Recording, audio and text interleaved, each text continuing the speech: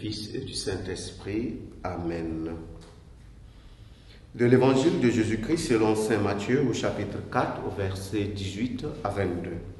En ce temps-là, comme Jésus marchait le long de la mer de Galilée, il vit deux frères, Simon appelé Pierre et son frère André, qui jetaient leurs filets dans la mer, car c'étaient des pêcheurs.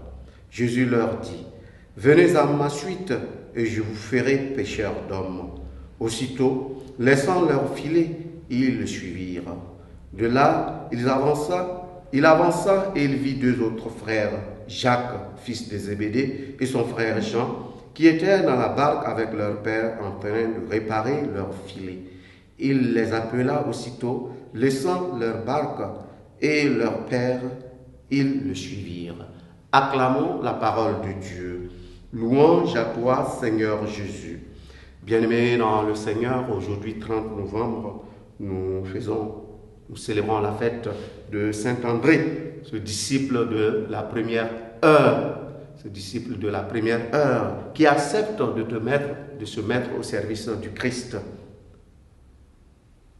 Et cette fête de Saint André nous rappelle quelle est la vocation de chaque chrétien en tant que disciple du Christ. Le Seigneur nous invite à nous mettre à son service.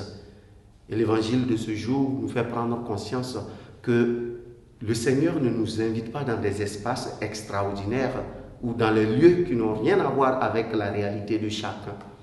Le Seigneur nous invite à partir de nos contextes réels, de nos situations concrètes, à partir de nos lieux existentiels. C'est là que le Seigneur nous invite. Et quand le Seigneur nous invite à nous mettre à sa suite, eh bien, c'est pour nous mettre au service des autres. L'appel de Dieu n'a de sens pour chacun de nous chrétiens que si cet appel-là nous ouvre à nous mettre au service de Dieu. Mais surtout, je dirais que cet appel de Dieu nous ouvre à amener les autres au Christ. Voilà en fait notre vocation d'apôtre, voilà en fait notre vocation de chrétien.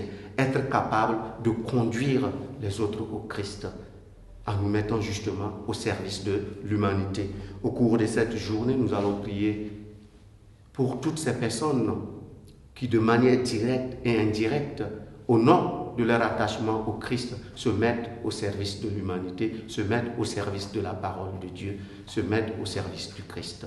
Loué soit Jésus-Christ.